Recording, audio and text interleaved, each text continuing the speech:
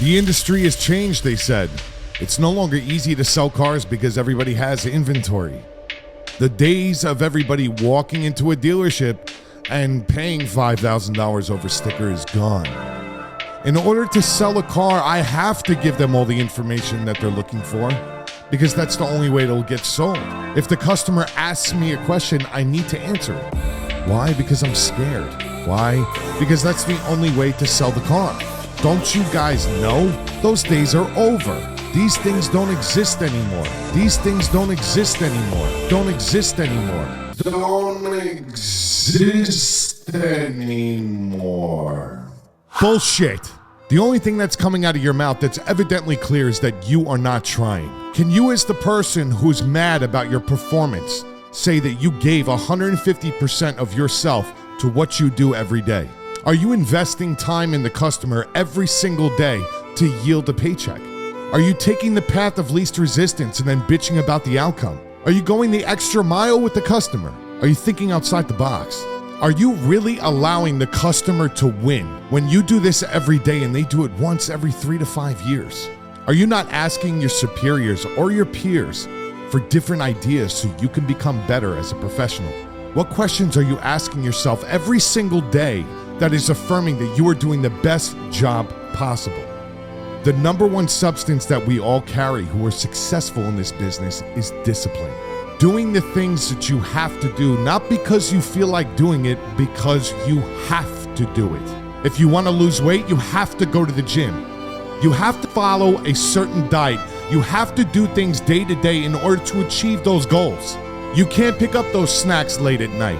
You can't drink that soda. You have to drink a lot of water. You have to have a high protein intake.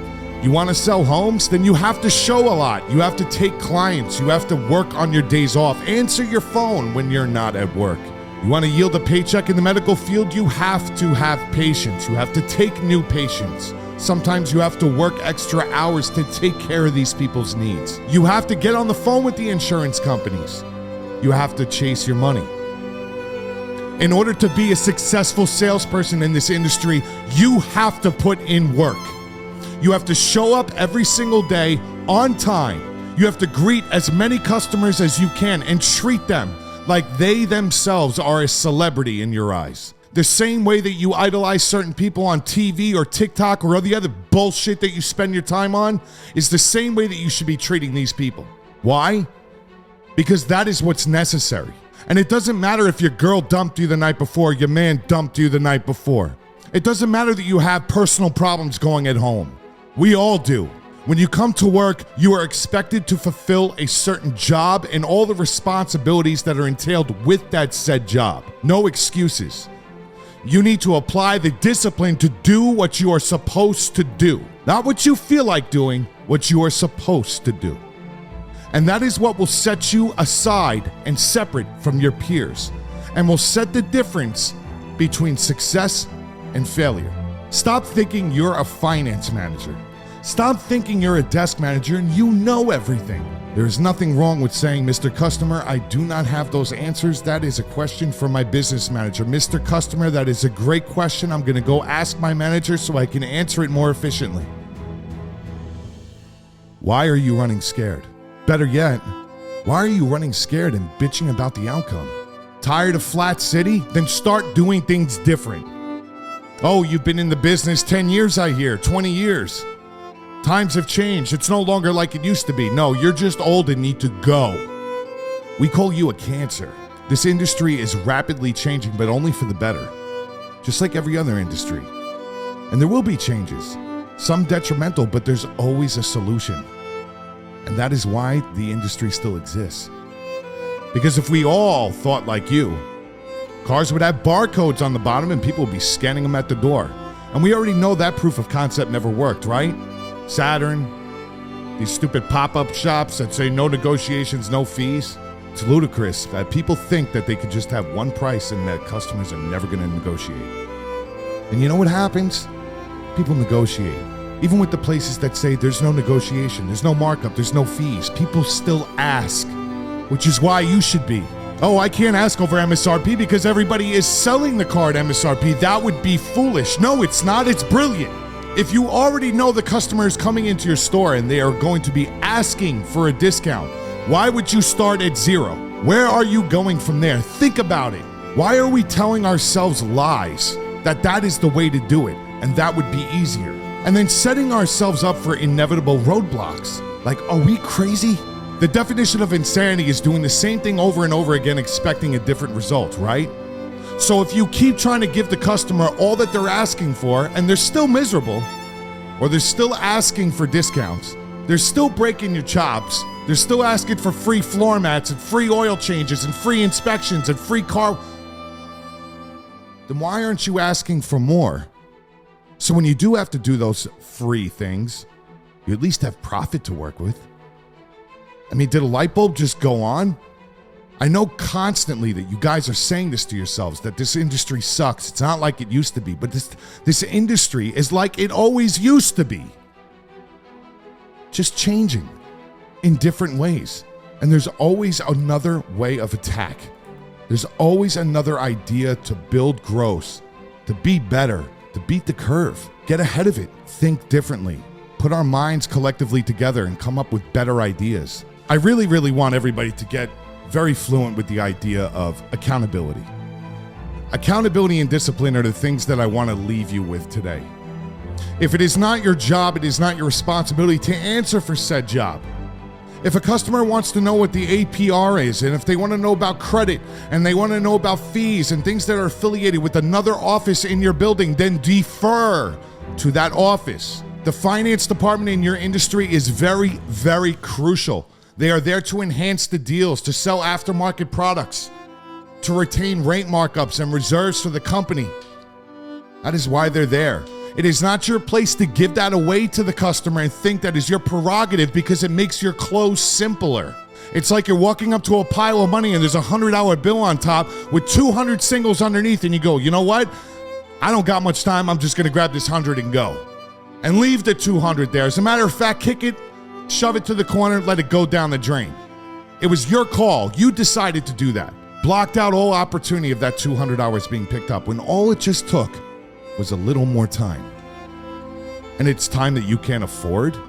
Nonsense. There's no way that you're so busy that you have to rush to the next customer. I won't hear it. Nobody's going to believe it. You see, the reason why there's different departments and different management teams in the dealership is because all of those people that have been put into those positions understand yours. Direction from said people only comes from wisdom. Those people, had the discipline to show up to work every day, become affluent to other people's ideas and ways of doing things, putting it into their own personal mold and succeeding in the business. When they're telling you to do something, it's because it works. It's because their ideas work. And that's why other people who are above them trust them with those positions. Trust them with the ability to guide you to build a better you for the future and for that company. You need to lean on us. You need to lean on them. You need to understand your role. We need to stop thinking about ourselves. The biggest dynamic in a dealership is leadership. Without everybody being accountable for their own things that they do, you have chaos. We need to get on the same page. We need to discipline ourselves to be better. Think outside the box. It's not a lot to ask for. Ladies and gentlemen, we are in an amazing time in the industry. Why? Because there's nothing better than being put out of your comfort zone into an uncomfortable position, because that is when we grow. Capitalize on the moment. Captivate the ideas that are coming to you. Work with them. Pitch yourself in the mirror.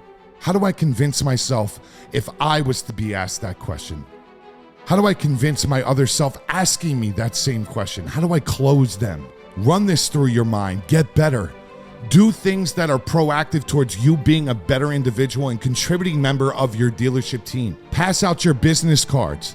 When you clock out, don't clock out. Go to your dry cleaners and say, hey, listen, here's 10 of my business cards. For every business card you give out, I'll give you $150 if they buy a car. Go to your barber shop. Ask them for the same thing. Your nail salon, your hair salon, your masseuse, whatever it is that you do every week. Because on those days when nobody's walking through the front door, that person, that one person from your barbershop, your hair salon, your friend's cousin's uncle barbecue, you met him 2 weeks ago, doesn't matter. They're calling you saying, I need a car. That's what sets you aside from the failures in this business and makes you the success story. That discipline that you apply every single day to be different, to be better, to be devoted, to do it also when you don't feel like doing it. Because who feels like working when you're not on the clock? Networking and dealing with things that stress you out. Well, the idea is, if you want to make 6 figures in this business, 6 figures comes with a lot of stress. You can minimize it. You can mitigate the levels of stress, but there's always going to be stress. If you don't want stress, work at McDonald's. Work at Best Buy on a salary. Walk up to people and be like, hey, what TV are you looking at today? If that's the kind of life that you want to live. But if you want to make big money, if you want to succeed in this business, you need to start doing things a little bit different. Kudos to the people who are. You're recognized. We know you're there. We appreciate you. Trust me, we do every day.